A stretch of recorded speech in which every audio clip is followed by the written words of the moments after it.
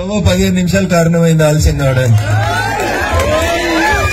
నేను నిజంగా చెప్తా ఉన్నా, నరేంద్ర మోడీ ఏం చేసిర్రు, బీజేపీ వాళ్ళు ఏం చేసిర్రు అంటే రింగ్ రోడ్ కాడ దిగితే మెదక్ దాకానేమో మేము 150 కిలోమీటర్ల స్పీడ్ లో వచ్చినాం. ఆడికెళ్ళి మీ ఊరికి 4 కిలోమీటర్లు వచ్చేందుకు 15 నిమిషాలు టైం పట్టిందన్న నాకు. మెదక్కెళ్ళి నేను మీ ఊరు మూలమల్లిగ కాడికి 15 నిమిషాలు వస్తే మీ ఊరు మూలకెళ్ళి ఈడి దాకా వచ్చేందుకు 15 నిమిషాలు పట్టింది. రోడ్లు ఎంత బాగున్నాయనేది మీరు ఒకసారి అర్థం చేసుకోవాలి. వెనుకటికి పాత ముఖ్యమంత్రికి దగ్గర నువ్వు అక్కడిని గెలిపిస్తుంది. 3 సార్లు గెలిపిస్తారు, ఒక్కసారి కాదు, 2 సార్లు కాదు, 3 సార్లు గెలిపిస్తారు. అక్క పాత ముఖ్యమంత్రికి బాగా దగ్గర ఉంటుండే. 4 చెల్లెళ్ళు ఉంటే పాత ముఖ్యమంత్రికి ఆ 4 చెల్లెళ్ళని ఈ ఒక ఆమె 3 సార్లు చేసింది, మంత్రి పదవి చేసింది అక్క. కానీ రోడ్ అయితే గట్లనే ఉన్నది. మరి ఆమె ఉండగా రోడ్ వేసిందా? మంత్రి గారు ఆమె ఉండగా ఆమె రోడ్ వేయకపోయా. అలా ఆ ముఖ్యమంత్రికి దగ్గర ఆ ముఖ్యమంత్రి పోయింది, అక్క రోడ్ ఎత్తలేదని ఈయన తెచ్చుకుంటారు. ఈయన ఈ ముఖ్యమంత్రికి దగ్గర ఎంత దగ్గర? తెలుగుదేశంలో ఉన్నప్పటి నుంచి దోస్తులు. ఇందాక ఒక అన్న వచ్చింది కదా, గట్ల పొద్దుకినాక దోస్తులు. సార్ పొద్దుకినాక ఎప్పుడు కూర్చోవాలన్నా మన నర్సాపూర్ సార్ ఉంటేనే కూర్చుంటుండే. తెలుగుదేశంలో ఉన్నప్పటి నుంచి అంత దగ్గర దోస్తులు. అక్క 3 తాపలుగా అన్న 2వ తాప కూడా దగ్గరకు వచ్చాయి. రోడ్ మాత్రం అయితలేదు.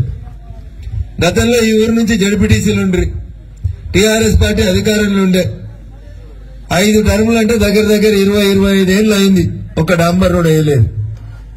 పోనీ ఒకటే ఊరికి వచ్చింది, ఒక తాండాకు వచ్చిందంటే 4 ఊర్లకు పోయే రోడ్డు. ఇంతమంది ముఖ్యమంత్రులకు దగ్గరుండ్రి, ఈమె చేస్తలేదని ఈయన తెచ్చుకుంటేవి. మనం అవలగాలం అయితే వాళ్ళిద్దరు ఒకటి అయిపోయింది. మొన్నదాకా కొట్లాడుకున్నారు, ఇప్పుడు ఇద్దరు అలాయ్ బలాయి తీసుకుంటారు. ఇందాక నర్సాపూర్ లేదా వేసిర్రు రేకుల షెడ్లని జేసీబీలు పెట్టించారు. ఎందుకు? మురళీ యాదవ్ గారు బీజేపీలకు వచ్చిర్రు. మురళీ యాదవ్ చుట్టాలు రోడ్డు పక్కన వేసుకున్నారు. మురళీ యాదవ్ చుట్టాలను దెబ్బకొట్టాలని ఎవరొకటైనరు? మొన్నటిదాకా తిట్టుకున్న ఈమె ఈయన ఇద్దరు ఒకటై 2 పొత్తుల జేసీబీలు పెట్టించి గుంజేపిచ్చారు. నేను అడుగుతున్నా, అయ్యా ఎమ్మెల్యే గారు, నిజంగా మీకు చిత్తశుద్ధి ఉంటే ఈ మేడం ఆ సార్ ఇద్దరు ఒకటి కావాలి. దేనికోసం అంటే ఈ రోడ్ వేసేందుకు ఒకటై కొట్లాడి మాకు రోడ్ వేపిస్తే నిజంగా మీరు ఇద్దరు ఒకటయ్యారని మాకు మంచిగా అనిపిస్తుంది. కొట్లాడితే ఎలక్షన్లప్పుడు వీళ్ళని వద్దని వీళ్ళని తెచ్చుకుంటే పొద్దుకి నాకు ఇద్దరు కలిసి ఇద్దరు ఒకటే కారులో తిరిగే పరిస్థితి అయ్యేళ్ళ. అంటే జనాల పరిస్థితి ఏందని ఒకసారి ఆలోచించారు. జరంత అసంత కోండ్రి. నేను కూడా దుబ్బాక్కేలు వచ్చిన మా రోడ్లు కూడా గిట్లే ఉంటాయి. కొట్లాడి గజ్వేల్ ఎట్లుంది, సిద్దిపేట ఎట్లుంది, సిరిసిల్ల ఎట్లుంది అని కొట్లాడితే 4 రోడ్లు దుబ్బాకి వచ్చినాయి. నిన్నయాల కొట్లాడి తెచ్చుకుంటున్నాను. ఇక దానికి నా మీద ఇంత ఎగురుతారు. అసెంబ్లీ కాడ నుంచి మొదలుకుంటే గల్లీ దాకా. రేపు ఉదయం మీ జడ్పీటీసీలు, మీ సర్పంచులు అంతా ఇక నా మీదనే పడతారు. రఘునందన్ ఎట్లొచ్చే నర్సాపూర్ కన్నా నల్లు పెడతారు. నేను నర్సాపూర్కి వచ్చింది రియల్ ఎస్టేట్ చేసుకుంటేందుకు రాలేదు. ధరణిలో భూముల పేర్లు దిద్దుకొని భూములు అమ్ముకుంటేందుకు రాలేదు. మీ నర్సాపూర్ నాయకులు, మీ నర్సాపూర్లో అధికార పార్టీ నాయకులు ధరణి వచ్చినాక దగ్గర 400 ఎకరాల భూములని పేర్లు మార్చుకొని అమ్ముకున్నారు. నేను పేర్లు చెప్పదలుచుకోలేదు, నా నోరు ఖరాబ్ చేసుకోదలుచుకోలేదు. ఎందుకంటే రేపు పొద్దున వాళ్ళే వచ్చి నన్ను తిట్టినప్పుడు మీకు అర్థమవుతుంది. దొంగ అంటే రేపు భుజాలు ఎవరు తడుముకుంటాడో మీరు చూడు, తడుముకొని వచ్చేస్తారు మీడియా మిత్రుల దగ్గరికి. ఎందుకు ఒక ఆర్టీఓ జైలుకు పోయిండు, ఎందుకో జాయింట్ కలెక్టర్ జైలుకు పోయిండు, ఎందుకు 400 ఎకరాల భూములు ధరణికెళ్లి వేరే వాళ్ళ పేరు మీదకి మారినాయి. దొంగకు తేలు కుట్టినట్టు ఎవరు సప్పుడు ఎత్తలేడు, ఆర్డీఓ సప్పుడు ఎత్తలేడు, జేసీ సప్పుడు ఎత్తలేడు. భూములు మాత్రం వేరే వాళ్ళ పేరు మీదకి పోయినాయి. మధ్యవర్తిత్వం చేసిన పెద్ద మనిషికి 200 కోట్లు వచ్చినాయి. ఇగో ఇది లెక్క. ఇవేమి మనతో మాట్లాడొద్దు. చూస్తే ఎంత అమాయకంగా ఉంటారంటే, అబ్బా రఘునందన్ గడిసోడు ఉన్నాడు, నా దుబ్బాకోడు, మా ఎమ్మెల్యే సాబ్ నోట్లు వేలు పెడితే కూడా కొరకడు, ఎంత మంచోడు అమాయకుడు, గాయనం తిడతాడు ఆ రఘునందన్ వచ్చి అనుకుంటారు దూరానున్న వాళ్ళు. కానీ ఇవి వాస్తవాలు.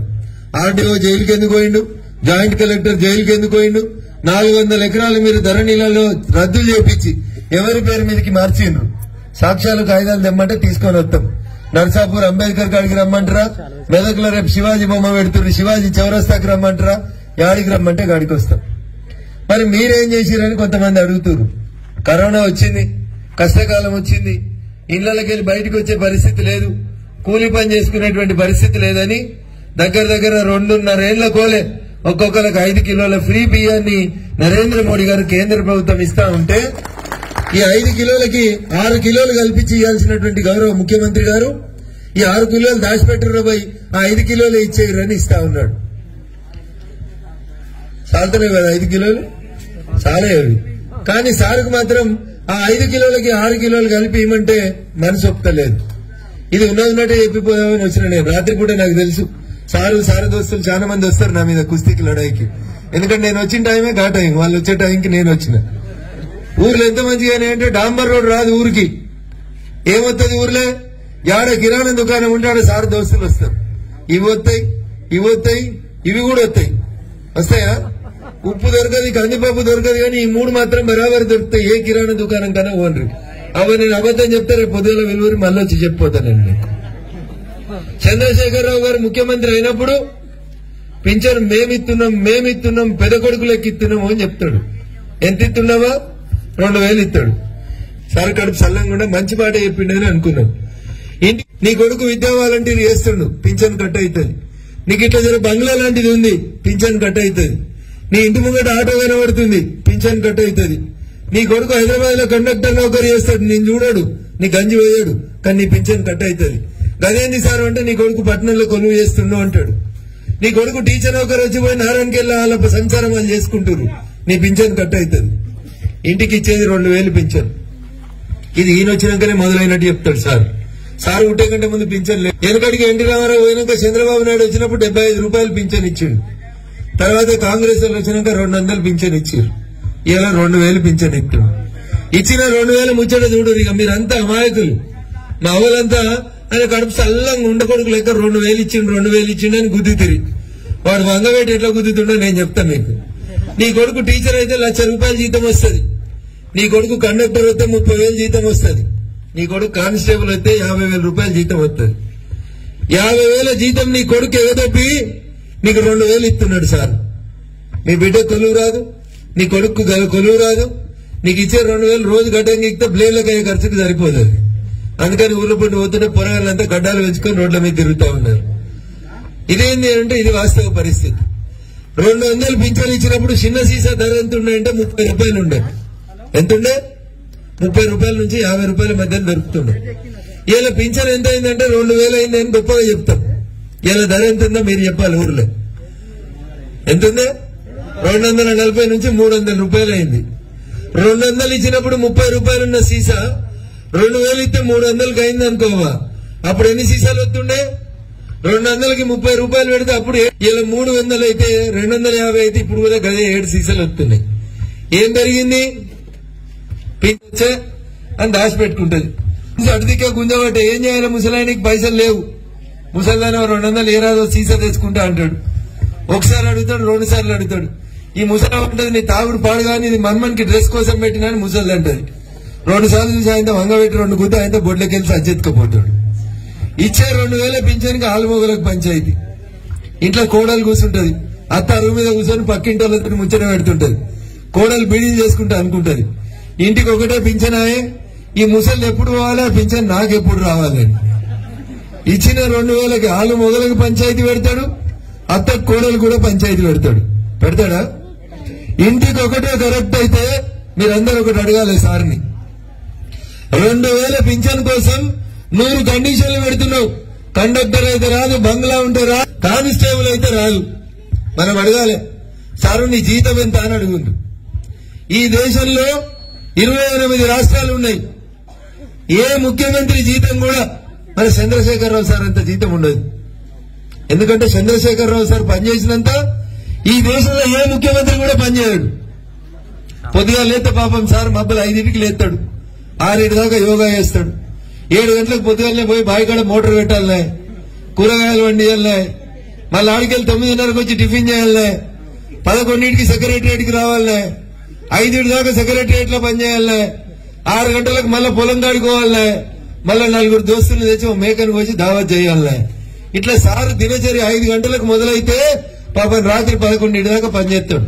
తాత నువ్వు పనిచేస్తావా? అంత పనిచేస్తావా? సార్ చేసినంత చెయ్యం మనం. సార్ అంత కష్టపడతాడు కాబట్టి వ్యవసాయం చేస్తే ఎకరానికి 1 కోటి రూపాయలు వస్తాయి సార్కి. ఎన్ని వస్తాయి? మరి వ్యవసాయం చేస్తే ఎకరానికి 1 కోటి వస్తాయి. ఇక్కడ కూర్చున్న ముసలి అందరూ కూడా మా తాతలు వీళ్ళందరి తాతలు ఉన్నప్పుడు అందరు వ్యవసాయం చేసిరు. ఒక్క ముసలమ్మ మెడలన్న మాసం బంగారం ఉందా? చప్పుడేరు మాసం బంగారం ఉందా? ముసలివాడు ఉన్నాక ఎకరానికి 1 కోటి రూపాయలు సంపాదిస్తే యాడిపోయినాయి పైసలు? చప్పుడేరు ముసలాయన ఎంబడే పోయినాయా? చంద్రశేఖరరావు ఫామ్ హౌస్లకు పోయినాయా? సార్ బెండకాయలు, ఆలుగడ్డలు, వంకాయలు, క్యాప్సికం పండిస్తే ఎకరం వ్యవసాయం చేస్తే ₹1,00,00,000 వస్తుంది చంద్రశేఖరరావు సార్కి. ఎవరికన్నా వస్తుందా అన్న? తిమ్మాపూర్లో ఎవరికన్నా వస్తుందా? శివంపేటలో ఎవరికన్నా వస్తుందా? మా దుబ్బాకలకు అయితే రావని కుల్లంకుల్లా చెప్పారు. వస్తాయి ఎవరికన్నా? ఎవరికి రావు. ఒక్క చంద్రశేఖరరావు సార్కి మాత్రమే వ్యవసాయం వస్తుంది. ఇక మనకు వ్యవసాయం చేయడానికి రాదు. నేర్చుకుందాం. ఫామ్ హౌస్కి దొరికిపోయి మనకందరికి ట్రైనింగ్ ఇవ్వమని అడగాలి. బెండకాయలు ఎట్లా వండియాలి, ఆలుగడ్డలు ఎట్లా వండియాలి, పండించిన బెండకాయల ధర ఎంత ఉంది మార్కెట్లో అనేది అడగాలి సార్ని. ఇది ఓ పక్క అయితే ఇంకో పక్క పింఛన్ పంచాయతీ. ఇది మంచిగా చదువుతాడు, బంగ్లా కడతాడంటే నీకు అది లేదు. బిడ్డ పింఛన్ ఇస్తుండు కదా కేసీఆర్, బిడ్డ పింఛన్ ఇస్తుండు కదా కేసీఆర్. ఒక పింఛన్ ఇచ్చి ఇంత అమ్ముకుంటున్నాడు సారు. సారు జీతం 5 లక్షలు. 28 మంది ముఖ్యమంత్రులలో ఏ ముఖ్యమంత్రి కూడా చంద్రశేఖరరావు లెక్క తిని పడుకోడు. ఈయనొక్కడే పనిచేయని ముఖ్యమంత్రి. అప్పుడప్పుడు టీవీలో ముందుకు వస్తాడు, 2 గంటలు తిట్టిపోతాడు. ఎట్లా తిట్టాలో అర్థం కాని భాషలలో తిట్టిపోతా ఉంటాడు. అయ్యా ముఖ్యమంత్రి గారని మనం గౌరవంగా మాట్లాడితే ఆయన తిట్టిన తిట్లు ప్రధానమంత్రి లేదు ఎవరని లేకుండా తిట్టుకుంటూ పోతా ఉంటాడు. నన్ను తిట్టమంటే నేను తిట్టనా? మీకు మైకిస్తే మీరు తిట్టరా? ఊర్లలో తిట్టుకోమంటే తిట్టుకోరా? పొద్దులైతే షాటలు చీపిర్లు మర్రేసి ఎంత మంచిగా తిడితే మనం అట్లా తిట్టిపోతాడు సారు. ఇంకా దానికోసం ఆయన మనం గెలిపించినట్టు. సారు జీతం 5 లక్షలు. ఎన్నడూ ఆఫీస్కు రాను జీతం ఎంత? 5 లక్షలు. ప్రధానమంత్రి జీతం కూడా దాంట్లో సగం ఉండదు. ముఖ్యమంత్రి జీతం డబుల్ ఉంటుంది. నరేంద్ర మోడీ అన్నట్టు ఆయన ముఖ్యమంత్రి అయి ప్రధానమంత్రి అయి ఏళ్ళకి 20 ఏళ్ళు అయింది ఆయన రాజకీయాలకు వచ్చి. ఒక్కరోజు సెలవు పెట్టలే, ఒక్కరోజు జ్వరం వచ్చిందని ఇంట్లో పడుకోలే. ఆఖరికి ఇట్లా పండు ముసలమైన వాళ్ళ అవ్వ 100 ఏళ్లకు చచ్చిపోతే పొద్దున్న 6 గంటలకు చచ్చిపోతే 10 గంటలకు తలకొరి పెట్టి 12 గంటలకు వచ్చి మళ్ళా పనిచేసినాడు నరేంద్ర మోడీ అనేటువంటి ప్రధానమంత్రి. అయితే ఎప్పుడు ఆఫీస్కి రాని ముఖ్యమంత్రి ఎవరంటే మన గౌరవ ముఖ్యమంత్రి చంద్రశేఖరరావు గారు. నెలకు ఒకసారి వస్తాడు, ప్రెస్ వాళ్ళతో సహా కలిపి అందరినీ తిట్టిపోతాడు. ఎవరైనా అడిగిరు అనుకో, ఏం రావులు నీకే ఎరుక అనుకుంటున్నావా అని వానే ఉన్నో తిడతాడు. ఏం పేపర్ నీది, ఎక్కువ మాట్లాడుతున్నావు నా పేపర్ని కటింగ్ పెడతాడు. ఇది లెక్క. పేపర్ వల్ల మోసేకి బెల్లం పెట్టిండు 5 ఏళ్ల కింద. ఏమని?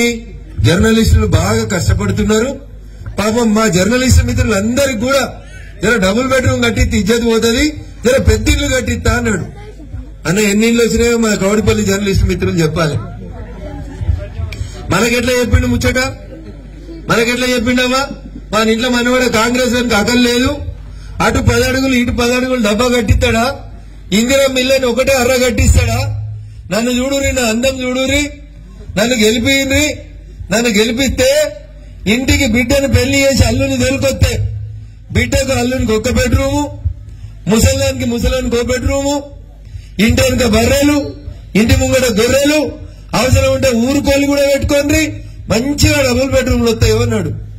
అన్న ఎన్ని వచ్చినాయి మీ ఊర్లో? ఎన్ని వచ్చినాయి? అమ్మ ఒక్కటి కూడా రాలేదు డబుల్ బెడ్రూమ్. 9 ఏళ్ళ మనకు డబుల్ బెడ్రూమ్ ఎంత కట్టిస్తా అన్నాడు? 5 లక్షలు పెట్టి డబుల్ బెడ్రూమ్లు కట్టిస్తా అన్నాడు. ఎన్ని వచ్చినాయి మీరు లెక్కేసుకోరు రేపు పొద్దుగాల. మళ్ళా ఓట్లు రాగానే అయ్యో పెద్ద కొడుకు అని పోయి గుద్దకూర్రి, ఈ గుద్దిని చాలు మనకి యాదికి పెట్టుకోరు జర సార్ని. డబుల్ బెడ్రూమ్ రాకపోయే, రోడ్డు రాకపోయే, పోరగాళ్ళ కొలువులు రాకపోయే, ఇంటికో ఉద్యోగం మరిచిపోయే, సారింట్లో మాత్రం 5 కొలువులు తెచ్చుకున్నాయి. కొడుకు వచ్చిండు, సిరిసిల్లలో గెలిచిండు, మంత్రిని చేసే కొడుకు. కొడుకు జీతం 4 లక్షలు. ఎంత? 4 లక్షలు. ఆయన ఒక ఆయన ఉంటాడు మన జిల్లాలో అల్లుడు, 6 అడుగులు ఉంటాడు అల్లుడు, అందగాడు. అన్నాడంట కొడుకు ఇచ్చిన ఉద్యోగం నా సంగతి ఏంది మామ అన్నాడంట. తీసుకురాబోయిన అల్లునికో ఉద్యోగం ఇచ్చిండు, మంత్రి పదవి. అల్లుని జీతం కూడా 4 లక్షలు. అవ నేను చెప్పింది అబద్ధం కాదు. నేను పోయినాక రేపు పొద్దున్న మీ కొడుకు బిడ్డలు చదువుకున్న వాళ్ళు ఉంటే అడుగురు చెప్తాను. సార్ జీతం 5 లక్షలు, కొడుకు జీతం 4 లక్షలు, అల్లుని జీతం 4 లక్షలు. మా చెల్లి వచ్చింది అమెరికాకి వెళ్ళి. ఇక మీకు ఎవరు గుంక పువ్వు తెలియదు, తంగేడు పువ్వు తెలియదు, మనం ఎన్నడూ బతుకమ్మ ఆడలేదని మా చెల్లె కవిత అమెరికాకి వెళ్ళి బతుకమ్మ పువ్వు తీసుకొని వచ్చింది. వచ్చిపోయి నిజామాబాద్ లో అందరినీ బతుకమ్మ ఆడిస్తే చెల్లెని ఎంపీ చేసి ఆమె జీతం 3 లక్షలు. నిజామాబాద్ లో ఇట్లా పువ్వు గుర్తు పోరగాళ్ళంతా ఎమ్మడివాడు ఓడగొట్టిర్రు. ఆమెను ఏడాదిన్నర ఖాళీగా ఉన్నది. నాయన ఎవరు దుకాణంలో రిబ్బన్ కత్తిరించడానికి వెళ్తలేరు, ఏడ సీరియల్ సారాలు దొరుకుతలేవు నాకు, ఏడాదిన్నరకోళ్ళు నేను ఖాళీగా ఉంటే నీకు ఎట్లా నిద్ర పడుతుంది నాయన అని ఏడ్చి ఏడ్చి ఏడ్చి ఆయనతో అడ్డందారులు వచ్చి ఒకటి ఎమ్మెల్సీ సీటు తెచ్చుకునే. ఆమె జీతం 3 లక్షలు. ఎంత? నాయన జీతం 5, కొడుకు జీతం 4, అల్లుని జీతం 4, బిడ్డ జీతం 3. వీళ్ళంతా పనిలో పోతున్నారు. ఇంట్లో ఎవరు దిక్కులేడని సార్కి ఇదోటి అదోటి అప్పుడప్పుడు ఈ గోలు ఆ గోలు ఈ మందో ఆ మందో కలపాలని సటకుని కొడుకని వాడిని తెచ్చుకున్నాడు సంతోషాన్ని. గోళీలు వేస్తుంది కానీ పెద్ద మనిషి అయినా ఎవరన్నా తెచ్చుకుంటాం కదా. మొగుడు నౌకరుకో, కొడుకు నారాయణకి ఏడుకో, కోడలు ఉద్యోగానికి మరి గోలేసినందుకో పోరడు ఉండాలని సటకుని కొడుకు సంతోషాన్ని వాడిని తెచ్చుకున్నాడంట. వాడు రోజు అడిగిండంట, పెద్దరానా లొల్లు పెడితే బావకిత్తివి, ఏడిస్తే చెల్లకిత్తివి, అడగక ముందు అన్నకిత్తివి, నువ్వు ముఖ్యమంత్రి అయితివి, మరి 2 వేసే కాడ 4 వేసినా అనుకో రాత్రి గోళీలు లేతావా? లేవో కదా. మరి నా సంగతి ఏంది పెద్దనైనా అన్నాడంటే వాడు. వీరింట్లో మాటవాడు సడకుని కొడుకని తెచ్చి సంకం వేసుకుంటే వీడు నా కొంప ముంచేటట్టున్నాడని వానికో ఎంపీ ఇచ్చిండు. ఏమిచ్చిండు? కుర్చీ కాదు, వానికో ఎంపీ సీట్ ఇచ్చిండు. వాని జీతం 4 లక్షలు. ఎంత? సారింట్లో కొలువులన్నీ 5 కొలువులు. జీతం ఎంత? 19 లక్షలు ఎత్తుకపోతారు. జీతమే. నేను గీతం మాట్లాడతలేను. గీతం ఇంకా చాలా వస్తుంది టేబుల్ కిందకి వెళ్ళి. ఎంత వస్తుందో లెక్క పెడతానికి టైం లేనంత వస్తుంది వాళ్ళకి. మనకిచ్చేది ఎంతవా? నీ పెద్ద కొడుకు ఎంత? పెద్ద కొడుకు ఇచ్చేది ఎంత? 2000. దానికి ఇక ఓట్లు వస్తున్నాయని మొన్న నాటకం మొదలు పెట్టాడు. పెద్ద మనుషులకి కళ్ళు కనబడతలేవు. ఆ అద్దాల కడుపు చల్లంగా ఊరు నిండా వాళ్ళ బొమ్మలే పెట్టుకున్నారు. 4 రోజులు వాళ్ళ బొమ్మలు చూడాలి మీరు. నా కొడుకు అద్దాలు ఇచ్చిండు, మళ్ళా గుద్దు. మార్చి 8కి మళ్ళా క్యాంపు పెడతాడట. ఏం క్యాంపు? మా అక్కయ్యలకు ఆరోగ్యం మంచిగుంటలేదంట, అందరికి ఊరికి వచ్చే డాక్టర్లు చూస్తారట. మార్చి 8వ తారీఖు మళ్ళా 4 రోజులు సార్ బొమ్మ, అల్లుని బొమ్మ, బిడ్డ బొమ్మ చూడాలి. ఎందుకు? ఓట్లు వస్తున్నాయి కదా. రోజు వాళ్ళ బొమ్మలు చూస్తే మనం వాళ్ళ కోట ఎత్తామనేటువంటి ఆశతోటి పెడుతున్నారు. మోషేకి బెల్లం పెడితే వెనకాలు ఉన్నాయని అనుకుంటుండంట. ఈ ఆయన ఎప్పుడు ముంగటి నడిచిపోయాడు, ఎప్పుడన్నా ఆగకపోతాడో నాకు బెల్లం దొరకదు అనుకుంటుండంట. అట్లా చెయ్యాడు సారు, చెప్తాడు ముచ్చట. ఎంత మంచిగా చెప్తాడు. మా దుబ్బాకల ఎలక్షన్లప్పుడు వచ్చి చెప్పారు, మీరు డబుల్ బెడ్రూమ్ రాలేదని బాధపడకూర్రి, నీకు 100 గజాలుంటే నీ సొంత జాగల నీకు 5 లక్షలు ఇస్తా అని చెప్పిండు. నేను గెలిచి 2 ఏళ్ళు అయింది. నవంబర్ 2020లో గెలిచిన. ఇవాళ నేను నవంబర్ అయిపోయింది, డిసెంబర్, జనవరి, ఫిబ్రవరి 23 ఉన్నా. దగ్గర నేను గెలిచి 26 నెలలు అవుతుంది. దుబ్బాకలు ఎవరికి 5 లక్షలు ఇవ్వలేదు. మన అసెంబ్లీలో నేను అడిగిన, సార్ అసలు ఇల్లు కట్టిస్తారా, డబుల్ బెడ్రూమ్ స్కీమ్ ఉందా, తీసేసిర్రా అంటే జాగ ఉంటే మీకు 3 లక్షలు ఇస్తాము అని చెప్పిండు. ఇంకో నెల అయినాక వస్తారు. ఇక 5ని 3కు తెచ్చిరు. తెచ్చి ఏ నెల మనము ఫిబ్రవరిలో ఉన్నాం.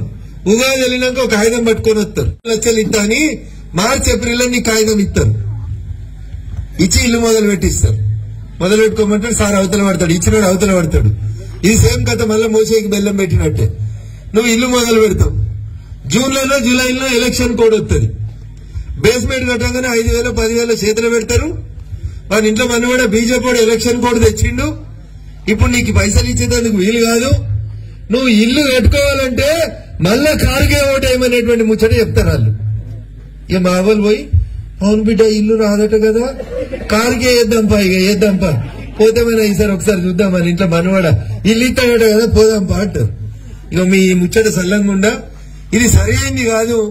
దీన్ని నమ్ముకుంటే నమ్మి నానవస్తే ఏమైతాయి? సునీతక్క మదన్ రెడ్డి ఒకటైనట్టు అవుతుంది. నమ్మి నానవస్తే పుచ్చి బుర్రలు అయినాయి. 15 ఏళ్లు మంత్రిగా ఉండి రోడ్ వేయలేదు సునీతక్క అనే కోపం మీద మదన్ రెడ్డి సార్ని గెలిపిస్తే ఈసారి కూడా రోడ్ వేయలేదు. కానీ వీళ్ళు ఇద్దరు కలిసి వచ్చేటప్పుడు ఎవరు పోటీ చేయాలని కుస్తీ పడుతున్నారు. ఇగో ఇది లెక్క. నేను చెప్పిన దాంట్లో ఒక్క అక్షరం గిట్ట తప్పు ఉంటే ఎవరు ఏడ పంచాయతీ పెడతానని నేను రేపు పొద్దుగాలు వస్తా. ఎందుకంటే పొద్దుగాలతో మనం మాట్లాడి గెలవలేము. నేను రాగానే చూసిన వీడ వీరంగా వేస్తున్నారు సార్లు. సార్లను పొద్దు గెలవలేము, మనం పొద్దుగాల మాట్లాడి గెలుద్దాం. అందుకని దయచేసి ఒక్కసారి ఆలోచించుండ్రి. ఒక్కసారి అంటే 2 సార్లు ఇస్తాం మనం. 10 ఏళ్లు దగ్గరికి వస్తుంది. 10 ఇండ్లు కాలే ఊరికి అయినాయా? 10 ఇండ్లు కాలేదు. భర్తలు చనిపోయి పింఛన్ కోసం 2 ఏళ్లు 3 ఎలక్షన్లు వస్తున్నాయని కొన్ని పింఛన్లు ఇచ్చారు. నీకు పింఛన్ వచ్చిందని ఇంటికి ఉత్తరం వచ్చింది, కారట్ వచ్చింది. ఆడిపోతే మాత్రం బ్యాంకులో నీ పింఛన్ ఆగిపోయింది అని వస్తుంది. వస్తుందా వస్తలేదు? అట్లా ఇగో ఇది చంద్రశేఖరరావు గారి పాలన. అందుకని ఒకసారి దయచేసి ఆలోచించాలి. మీరు నరేంద్ర మోడీ అనేట ఆయన పొద్దుగాల 6కి లేస్తే రాత్రి 12 దాకా, పొద్దుగాల నుంచి రాత్రి దాకా ఈ దేశం కోసం, గరీబుల కోసం ఆలోచించేటువంటి ప్రధానమంత్రి నరేంద్ర మోడీ గారు అయితే ధరణి పేరు మీద భూములు ఎట్లా అమ్ముకుందాం, గట్టిగా అడుగుతున్న ఈ ఊర్లో బీజేపీ పోరగాళ్లు 4 అరెస్ట్ చేసి కేసులు ఎట్లా పెట్టాలనేది ఆలోచించేది చంద్రశేఖరరావు గారి పాలన. ఎవరు అడగొద్దు, ఎవరు మాట్లాడొద్దు, ఎవరు తలెత్తి నిలబడొద్దు, నిలబడితే మీద దండయాత్ర చేయాలి. ఈ రకంగా ఈ రాష్ట్రంలో చంద్రశేఖరరావు గారి పరిపాలన కొనసాగుతుంది. అందుకని ఈ ఊర్లో చూస్తే చాలా మంది చదువుకున్న వాళ్ళు ఉన్నారు. దుబ్బాకలో బక్కపల్లిలోని నేను పోతే నా మీద చాలా మంది కొట్లాడకొచ్చిర్రు. కానీ మా దుబ్బాక ప్రజల ప్రేమ అభిమానం నన్ను గెలిపించింది. రఘునందన్ రావు గెలుస్తాడు ఎట్లా, కారు గుర్తుకు ఓటు ఎట్లా అయ్యారు అని చెప్పి నా మీద కక్ష సాధించే ప్రయత్నం చేస్తా ఉన్నారు. 100 మంది ఉన్నారు కౌరవుల లెక్క. అయినా నేను ఎప్పుడు భయపడతలేదు. ధర్మం నా దిక్కుంది. ఇప్పుడు నేను వచ్చి మీ ఊరికి రోడ్ ఎందుకు కాలేదని అడుగుతున్నా. రేపు పొద్దుగల ప్రెస్ మీట్ పెట్టి నన్ను తిట్టాలా, సాధనైతే మగోళ్ళు అయితే మీదే ప్రభుత్వం కాబట్టి రోడ్ వేయాలనేది మీరు చెప్పాలి. ఏం చేయాలవా? నన్ను తిట్టారు, నేను పడతా. నా మీద దండయాత్ర అయ్యి నాకు ఇబ్బంది లేదు. కానీ నేను వచ్చి తిరిగితే పౌరుషం తెచ్చుకొని రోడ్ వేస్తే నిజంగా మీరు తెలంగాణ ఉద్యమకారులు, ఉద్యమ నాయకులు అనుకోవాల్సి ఉంటుంది. హాయ్ ఫ్రెండ్స్, మా టుడే టుమారో యూట్యూబ్ ఛానల్ చూస్తున్నందుకు చాలా థ్యాంక్స్. మరిన్ని లేటెస్ట్ వీడియోస్ కోసం వెంటనే సబ్స్క్రైబ్ చేయండి. అలాగే ఈ బెల్ ని కూడా రింగ్ చేసేయండి. మా నోటిఫికేషన్స్ అన్ని మీ మొబైల్లో వస్తాయి. అలాగే మా వీడియోస్ మీకు నచ్చితే లైక్ చేయండి, షేర్ చేయండి, నచ్చకపోతే కామెంట్ చేయండి.